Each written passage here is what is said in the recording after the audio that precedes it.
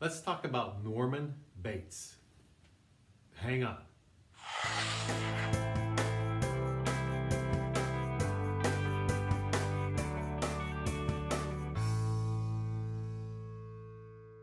When I watched the original movie Psycho many years ago, I had a strong reaction because I kind of got it. I kind of got it from the notion that you're so emotionally smothered by your own mother that it can cause you to dissociate in your adult life. And then in his case, the dissociation went so far that he actually committed atrocities, committed murder. He almost appeared to have multiple personality disorder traits. And I'm sure there's other diagnoses that can come up for him over the years when you watch the movie Psycho. But the bottom line, if you clear it all away, he was just simply emotionally smothered by his mother. He had no father to come in and rescue him and help him find his own strong identity development and grow up in a healthy way. And we see the havoc it caused in his life. Yes, it's just a Hitchcock movie, like so many Hitchcock movies are meant to be thrillers to scare us. But there's a lot of truth in that Bates character. And it's actually quite upsetting to watch it and to reflect back on it, because it gives us a clear example of what can happen when a child is emotionally smothered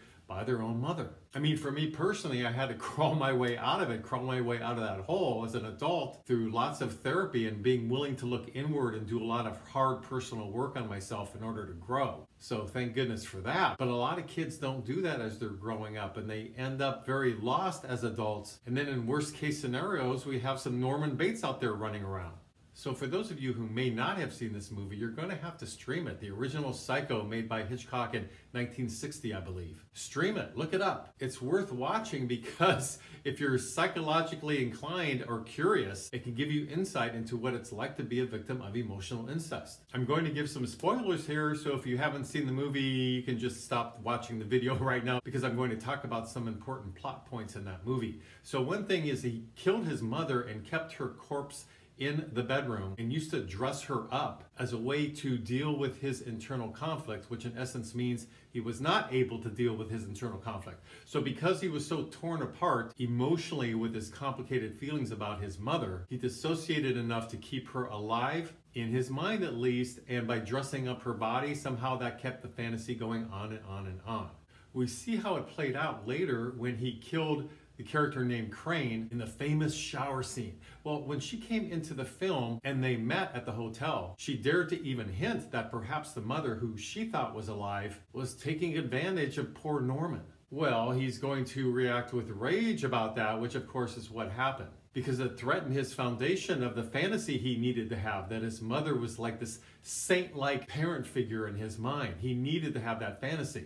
So in addition to him being thrown off by her hinting at what she hinted at, he also saw the fact that she was a very beautiful woman, sort of seductive. In the movie, we saw him sort of lurking around in an effort to see her in a very sensual sort of way. Well, there again, more internal conflict, such confusion that he's not going to know what to do with that. And many boys who are victims of emotional incest have to deal with this, because on the one hand, your mother has emotionally smothered you. And if you start identifying as their mini-husband, then your mom replaces sometimes the feelings that you normally would have towards a wife, towards a significant other in your life. And then you feel guilt or shame for allowing yourself to look or even be aware that there's other women out there. And for many boys growing up, that's because your mom is giving you those mixed messages, like go and date, go and have a girlfriend. Go do that, but don't leave me. So we see the mixed message here, right? Go away, but don't go too far. I'm the most important person in your life. So very extremely confusing, right?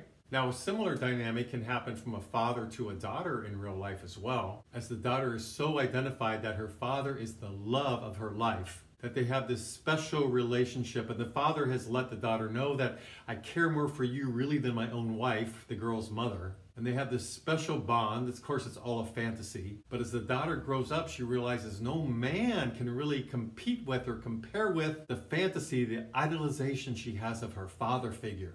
And so then great emotional pain plays out for her, because at some point, if she wants to settle down and raise a family, she's going to have to work through all these complicated, difficult feelings about the fact that her dad really emotionally smothered her for his own benefit.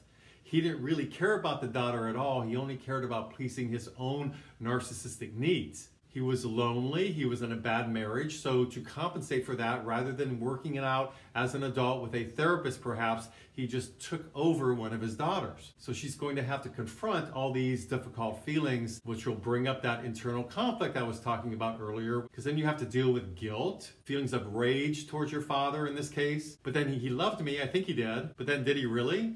How do I even define love? Well, I know I was more important than my mother, but should I have been more important than my mother? And he always gave me preferential treatment, which was nice, but then maybe now realizing, no, that preferential treatment really has kept me behind in life. It didn't help me grow up. It didn't help my sense of identity. So we get into a variety of complicated feelings that have to be confronted in order for the person to work through all this. If you remember in the movie, Bates grew up thinking that all women were whores except for his own mother, and therefore the thought process is that you should avoid them because my mom has taught me that they're whores. So back in Freudian times, and if you're into psychoanalysis, this is referred to as the Oedipal complex, where then to compensate for this, for these conflicted feelings, a boy may become very possessive of his mother and very jealous if there's any other male figure in there trying to win her heart. And that ties into a Freudian-based theme where you need to have a father figure that symbolically takes the pressure off of a young male child in trying to figure this out at a very early age. The father figure sort of represents the saving of the child. In other words, the parents are on a different playing field. The father is showing to the child the fact that we're in an adult relationship here and we're responsible for each other and you children are secondary.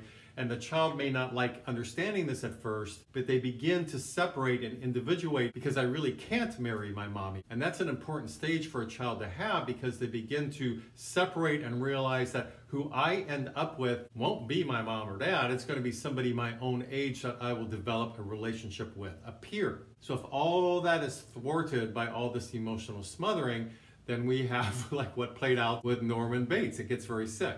A couple of classic lines in the movie is at one point Bates says, a boy's best friend is his mother. Well, that's a little scary, right? And another where Bates says regarding his mother, a son is a poor substitute for a lover. Kind of gives you the creeps, right? I hope it does because that's very unhealthy for a child to view their parent in this way. In the movie, it's hinted that perhaps Bates saw his mother with another male lover, and that triggered angry jealousy that played out with him killing his mother, trying to deal with that internal conflict, right? And then keeping her mummified style of body around and then dressing her up as a way to never having to have it end, to having the fantasy end. And then when he found himself probably sexually attracted to the Crane character, the woman he killed in the shower, because that was such an internal conflict, because it's going against his love for his mother, and he doesn't want to upset his mother, even though she's already gone at this point. But again, this is all a fantasy. Because he doesn't want to upset her, he has to kill Crane. Because being sexually attracted to her means it's going to open up a can of worms, so to speak, and having to deal with all these complicated feelings, which tie in as well to sexual identity, to one's orientation. In order for him to keep all these memories at bay about killing his mother, he has to believe she in fact is still alive.